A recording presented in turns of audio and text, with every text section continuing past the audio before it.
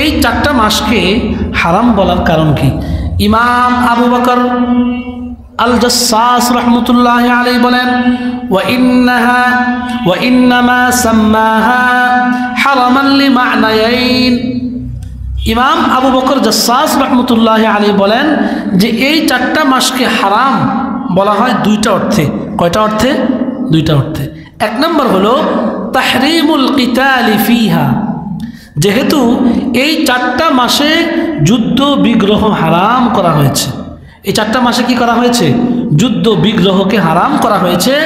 এই জন্য এই 4টা মাসকে হারাম মাস বলা হয়। وقد كان أهل الجاهلية أيضا يعتقدون تحريم القتال فيها। ইমাম আবু বকর জাসসাস রাহমাতুল্লাহি আলাইহি বলেন যে কাফের মুশরিক যারা, আহলে জাহিলিয়া, জাহিলি জামানার লোকেরাও এই 4টা মাসে যুদ্ধ বিগ্রহ যে হারাম এটা তারা বিশ্বাস করত।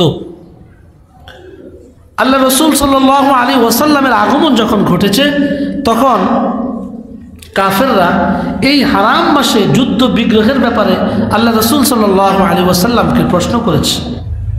সেই ঘটনা আল্লাহ রাব্বুল আলামিন কোরআনে কারীমের মধ্যে উল্লেখ করে বলেছেন, ইয়াসআলুনাকা আনিল হারাম। আল্লাহ তাআলা বলেন, ওয়া ইয়াসআলুনাকা আনিশ শাহরিল হারাম কিতালিন ফিহা। হে আল্লাহর রাসূল, আপনাকে কাফের মুশরিকরা এই 4টা হারাম মাসে যুদ্ধ বিগ্রহ করার ব্যাপারে প্রশ্ন করবে। ويسألونك عن الشهر الحرام قتال فيه। যদি তারা আপনাকে এই 4টা হারাম মাস সম্পর্কে প্রশ্ন করে আপনি উত্তর দেন যে এই 4 মাসে যুদ্ধ বিগ্রহ করা হারাম। কুল কিতালুন ফীহি কাবীর। হে নবী, আপনি তাদেরকে বলে দিন যে এই 4 মাসে যুদ্ধ বিগ্রহ করা এটা মারাত্মক গুনাহ। কি গুনাহ? মারাত্মক গুনাহ, ছোট গুনাহ না। কাফের মুশরিকদের উদ্দেশ্য ছিল আল্লাহ রসুল সাল্লাল্লাহু আলাইহি ওয়াসাল্লামকে প্রশ্ন করে আটকিয়ে দিবেন, লজ্জা দিবেন। কিন্তু আল্লাহ রাব্বুল আলামিন যেই রসুলের বন্ধু, তাকে কোশ্চেন কালেও কাফেররা বিপদে ফেলতে পারবে না। কাফেররা প্রশ্ন করেছে, হে মুহাম্মদ সাল্লাল্লাহু আলাইহি ওয়াসাল্লাম, আপনি বলেন দেখি যে এই যে হারাম মাস বলা হয়ে থাকে, শাহরুল হারাম বলা হয়ে থাকে, এগুলোকে কেন হারাম বলা হয়? এই মাসগুলোতে যুদ্ধ করার হুকুম কি?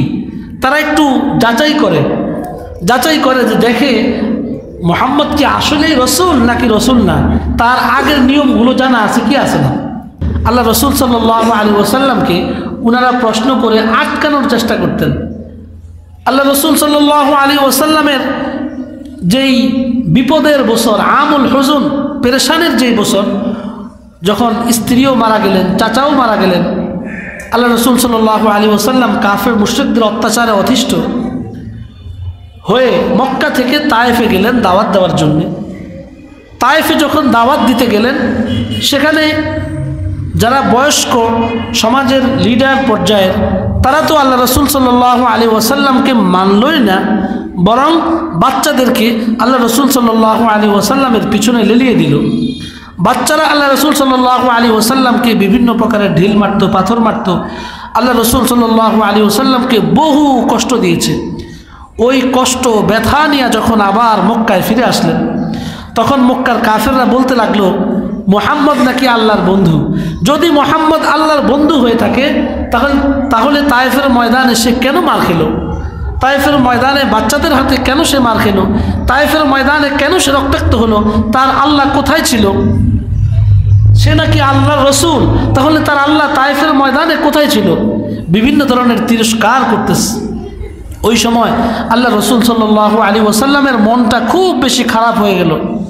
এত বেশি খারাপ হলো যে আল্লাহ রসুল সাল্লাল্লাহু আলাইহি ওয়াসাল্লাম একবারই মন ভেঙে গেল। তখন আল্লাহ রাব্বুল আলামিনের মধ্যে জোশ চলে আসছে, আমার রসুল পেরেশান, আমার রসুল চিন্তিত, মন খারাপ।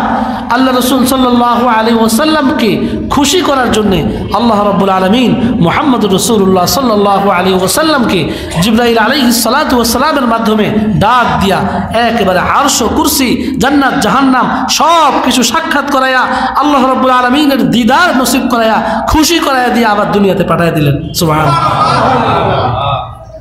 এই ঘটনা যখন ঘটল তখন মক্কার কাফের মুশরিকরা আল্লাহ রসুল সাল্লাল্লাহু আলাইহি ওয়াসাল্লামকে বিভিন্ন প্রকারের প্রশ্ন, আচ্ছা তুমি আল্লাহর দিদারে গিয়েছো, প্রথমে কোথায় গিয়েছিলে? আল্লাহ রসুল বললেন আমি ঘরে ছিলাম, ঘরের ছাদ খুলে আমাকে ঘর থেকে বের করা হইলো, বাইতুল্লাহর কাছে নেওয়া হইলো, আমার অন্তরটাকে পরিষ্কার করা হইলো, সেখান থেকে আমি বাইতুল মাকদিসে গেলাম, সেখান থেকে আমি আল্লাহ রাব্বুল আলামিনের দরবারে আল্লাহর আরশ পর্যন্ত যাওয়ার জন্য প্রথম আসমানে গেলাম, দ্বিতীয় আসমানে গেলাম, তৃতীয় আসমানে গেলাম। এইভাবে যখন সব কিছু বর্ণনা করলেন কাফের মুশরিকরা পেরেশান হয়ে গেল, কি বলে এগুলো? আল্লাহ রসুল সাল্লাল্লাহু আলাইহি ওয়াসাল্লামকে তারা বিভিন্নভাবে প্রশ্ন করে আটকানোর চেষ্টা করেছে। তারা বলেছে, আচ্ছা বলো দেখি আমাদের যে কাফেলা সিরিয়াতে ব্যবসার জন্য গিয়েছে তারা এখন কোথায় আছে? আচ্ছা বলো দেখি তুমি যে বাইতুল মাকদিসে গিয়েছ, বাইতুল মাকদিসের দরজা কয়টা? আচ্ছা বলো দেখি তুমি যে বাইতুল মাকদিসে গিয়েছ, আচ্ছা বলো দেখি বাইতুল মাকদিসের জানালা কয়টা? আচ্ছা বলো দেখি তুমি যে বাইতুল মাকদিসে গিয়েছ, বাইতুল মুকাদ্দাসে গিয়েছ, সেখানে দরজা কয়টা, জানালা কয়টা, কয়টা কাতার আছে, মসজিদ দেখতে কেমন? এই ধরনের প্রশ্ন করে আল্লাহ রসুল সাল্লাল্লাহু আলাইহি ওয়াসাল্লামকে লজ্জা দেয়া এবং মেরাজের ঘটনাকে অস্বীকার যেন করা যায়, মেরাজের ঘটনা যেন দুর্বল হয়ে যায়, কেউ যেন আল্লাহর দিদার নসিব হয়েছে এটা কেউ যেন বিশ্বাস না করে, এই জন্য কাফের মুশরিকরা আল্লাহ রসুল সাল্লাল্লাহু আলাইহি ওয়াসাল্লামকে প্রশ্ন করে জর্জরিত করেছে। মেরাজ করিয়েছেন কে? আল্লাহ রাব্বুল আলামিন বললেন, হে আল্লাহর রাসূল আপনি চিন্তা করবেন না, তারা যত প্রশ্ন করে সবগুলো প্রশ্নের উত্তর আমি আল্লাহ তাআলা আপনাকে দেওয়ার ব্যবস্থা করে দিচ্ছি। কাফের মুশরিকরা যখন প্রশ্ন করলো আমাদের সেই ব্যবসায়িক দলটা কোথায় আছে, আল্লাহ রাব্বুল আলামিন সেই ব্যবসায়ী দলের ছবিটা একবারে লাইভ দেখাইলেন। আল্লাহ রসুল সাল্লাল্লাহু আলাইহি ওয়াসাল্লাম দেখে দেখে সব কিছু বলে দিলেন যে তোমাদের ব্যবসায়ী কাফেলাটা ওই জায়গায় আছে। তারা যখন বাইতুল মুকাদ্দাস সম্পর্কে প্রশ্ন করলো, বাইতুল মুকাদ্দাসের পিলার কয়টা, দরজা কয়টা, জানালা কয়টা, আল্লাহ রাব্বুল আলামিন বাইতুল মুকাদ্দাসের ছবিটা আল্লাহর রাসূল সাল্লাল্লাহু আলাইহি ওয়াসাল্লামের সামনে ধরলেন। আল্লাহর রাসূল সাল্লাল্লাহু আলাইহি ওয়াসাল্লাম জানালাগুলো, দরজাগুলো, পিলারগুলো গনে গনে সেই কাফেরদের প্রশ্নের উত্তর দিয়ে দিলেন। আল্লাহর বান্দা যখন বিপদে পড়ে বিপদ থেকে উদ্ধার করে কে? আল্লাহর খাঁটি বান্দা হলে ওই বান্দাকে অবশ্যই আল্লাহ তাআলা উদ্ধার করবেন। সেই আল্লাহ এখন আছে না নাই? সেই আল্লাহ এখন আছে না নাই? আল্লাহর রাসূল সাল্লাল্লাহু আলাইহি ওয়াসাল্লাম বিপদে পড়েছেন, আল্লাহর হাবিব বিপদে পড়েছেন, আল্লাহ রাব্বুল আলামিন সরাসরি সাহায্যের মাধ্যমে আল্লাহর রাসূল সাল্লাল্লাহু আলাইহি ওয়াসাল্লামকে সেই কাফেরদের হাতে লজ্জা পাওয়া থেকে উদ্ধার করেছেন। সুবহানাল্লাহ। বলতেছিলাম কাফের মুশরিকরা আল্লাহ রসুল সাল্লাল্লাহু আলাইহি ওয়াসাল্লামকে বিভিন্ন সময়ে প্রশ্ন করে আটকানোর চেষ্টা করে, টেস্ট করে, দেখি রসুল ঠিক আছে কিনা, আসলে রসুল কিনা। এই জন্য তারা পবিত্র 4টি মাস সম্পর্কে প্রশ্ন করলো। ওয়ায়াসআলুনাকা আনিশ শাহরিল হারামি কিতালিন ফীহি কুল কিতালুন ফীহি কাবীর। হে আল্লাহ, কাফের মুশরিকরা আপনাকে প্রশ্ন করবে যে জিলকদ, জিলহজ, মুহররম এবং রজব মাস 4 মাস সম্পর্কে তারা আপনাকে প্রশ্ন করবে এই 4 মাসে যুদ্ধ করার হুকুম কি? হে নবী আপনি বলে দিন যে এই 4 মাসে যুদ্ধ বিগ্রহ করা অনেক বড় মহাপাপ। উত্তর জানায় দিলেন কে? আল্লাহ। তো এই যে এই মাসে যুদ্ধ বিগ্রহ করা অনেক কবিরা গুনাহ, এটা কাফেররাও বিশ্বাস করত। এই জন্য এই 4টা মাসকে হারাম মাস বলা হয়। কি মাস বলা হয়? যেহেতু যুদ্ধ বিগ্রহ করা হারাম, এই জন্য জিলকদ, জিলহজ, মুহররম এবং রজব, এই 4 মাসের নাম কি? আশহুরে হুরুম। বাংলায় বলে সম্মানিত 4 মাস, সম্মানিত 4 মাস। কারণ এই 4টি মাসে যুদ্ধ বিগ্রহ করা কি হারাম ছিল। 2 নম্বর কারণ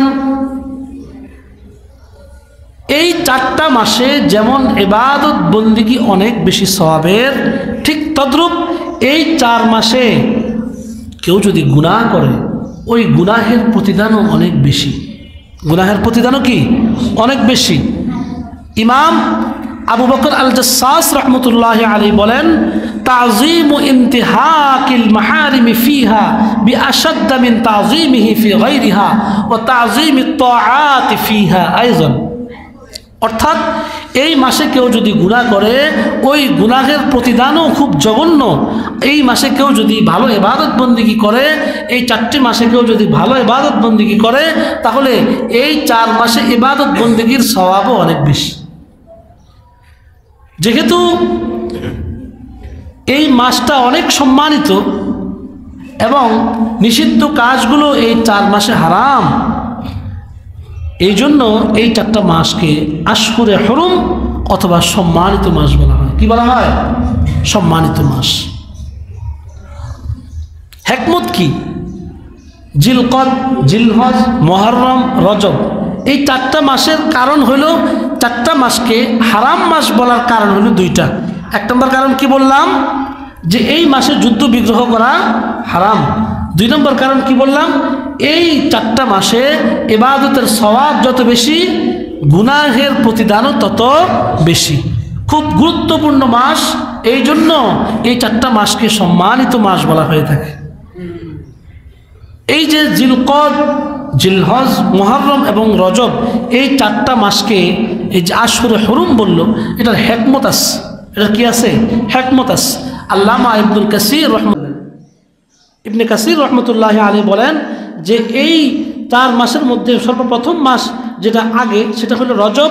কারণ রজবুন লিআজলি জিয়াদাতিল বাইতি, লিআজলি জিয়ারাতিল বাইতি ওয়াল ইতিমারি বিহি, যে রজব মাসে মানুষ যেন বেশি বেশি বাইতুল্লাহর জিয়ারত করতে পারে, রজব মাসে বেশি বেশি মানুষ যেন আল্লাহর ঘরের উমরা করতে পারে, এই জন্য রজব মাসকে আল্লাহ তাআলা সম্মানিত করেছেন। এই জন্য রজব মাসকে কি করছেন? সম্মানিত করেছেন। রজব মাস উমরার মাস। রজব মাস কিসের মাস? উমরার মাস। রজব মাসে সাহাবায়ে কেরাম বেশি বেশি উমরা করতেন। রজব মাসে এখনও সারা পৃথিবীর আরব, আহলে আরব যারা, তারা রজব মাসে আল্লাহর ঘরের জিয়ারত বেশি করে। রজব মাসে কি আল্লাহর ঘরের জিয়ারত বেশি করে। তো রজব মাসটা এই যে হারাম মাস কেন ঘোষণা করা হলো? যে রজব মাসের মধ্যে মানুষ যেন শান্তিতে, যুদ্ধ বিগ্রহ নিষিদ্ধ, শান্তিতে আরামের সাথে উমরায় যাইতে পারে, আবার এলাকায় ফিরে আসতে পারে। আর জিলকাদা, জিলহজ্জা এবং মুহররম, এই 4 মাসকে কেন আশহুরে হুরুম বলা হয়, নিষিদ্ধ মাস অথবা সম্মানিত মাস কেন বলা হয়? ইবনে কাসির রহমতুল্লাহ আলাইহি বলেন, জিলকাদা শব্দের অর্থ হইল কাদা মানে বসা। কাদা মানে কি? আমরা বাংলায় বলি জিলকদ, আরবি হলো জি কাদা, জি কাদা। কাদা মানে হলো বসা। যেহেতু আরবরা জিলকদ মাসে যুদ্ধ থেকে ফিরে এসে বাসায় বসে যায়, অর্থাৎ যুদ্ধ বিগ্রহ থেকে বন্ধ করে বাসায় চলে আসে, এই জন্য জিলকদ মাসকে জি কাদা অর্থাৎ জিলকদ মাস বলা হয়। তারপরে কি জিলহজ, জিলহজ মাসকে কেন জিলহজ বলা হয় এবং এই মাসটাকে আশহুরে হুরুম সম্মানিত মাসের অন্তর্ভুক্ত কেন করা হলো? বলা হয় জিলহজ মাসে মুসলমান সহ আল্লাহর পেয়ারা বান্দারা হজের জন্য সফর করে। হজের জন্য কি করে? সফর করে। ইবনে কাসির রহমতুল্লাহ আলাইহি বলেন, ওয়া হারুমা শাহরু যিল হজ্জা লিআন্নাহুম ইউকিউনা ফীহিল হজ্জ ওয়া ইশতাগিলুনা ফীহি বিআদাইল মানাসিক, যেহেতু তারা হজের জন্য দাঁড়ায় এবং হজের জন্য সফরে রওনা হয় এবং হজের কাজগুলো করার জন্য ব্যস্ত থাকে, এই জন্য জিলহজ মাসকে জিলহজ, হজওয়ালা। জিলহজ মানে কি? হজওয়ালা মাস। জিলহজ মানে কি? হজওয়ালা মাস। যেহেতু এই মাসে মানুষ হজের জন্য সফর করে এবং হজের কার্যক্রমগুলো আদায় করে, এই জন্য এটাকে বলা হয় জিলহজ্জা। তারপর হলো মুহাররম। মুহাররম শব্দের অর্থই হলো সম্মানিত। মুহাররম শব্দের অর্থ কি? সম্মানিত। যেহেতু মুহাররম মাস এটাও সম্মানিত 4 মাসের অন্তর্ভুক্ত। ইবনে কাসির রহমতুল্লাহি আলাইহি বলেন, হুয়াল মুহাররমু লিয়ারজিউ ফীহি ইলা নাই আকসা বিলাদিহিম আমিনিন, যেন মানুষ হজ থেকে নিরাপদে তার বাড়িতে চলে আসতে পারে। যদি পৃথিবীতে যুদ্ধ বিগ্রহ থাকে তাহলে হজের সফর বিঘ্ন ঘটবে, ঠিক কিনা বলেন? যদি যুদ্ধ চলে, আমরা পশ্চিম দিকে যে হজে যাই, মক্কার দিকে যাই, যদি পশ্চিম দিকের কোনো রাষ্ট্রে ঝামেলা চলে, যুদ্ধ বিগ্রহ চলে, তাহলে আমাদের বিমানগুলো, উড়োজাহাজগুলো কি সঠিকভাবে যেতে পারবে? পারবে না। এখন তো উড়োজাহাজের মাসলা, কিন্তু আল্লাহ রসুল সাল্লাল্লাহু আলাইহি ওয়াসাল্লামের সময়ে তো উড়োজাহাজ ছিল না, তখন তো যুদ্ধ হয়তো সামনাসামনি। তো আর মানুষ সফর করতো পায়দল, ঘোড়ায়, উটে করে, গাদা খচ্চরে করে। তো ওই সময় তো যদি আমার মক্কা পর্যন্ত রাস্তার কোথাও যুদ্ধ বিগ্রহ চলে, তাহলে আমি তো মক্কা পর্যন্ত পৌঁছতে পারবো না। এই জন্য মুহাররম মাসে যুদ্ধ বিগ্রহ বন্ধ থাকে। ওই মক্কা থেকে যেন সকল হাজিরা সুন্দরভাবে প্রত্যেকের মহল্লায় পুষতে পারে, এই জন্য মুহাররম মাসে যুদ্ধ বিগ্রহ কি থাকে? বন্ধ থাকে।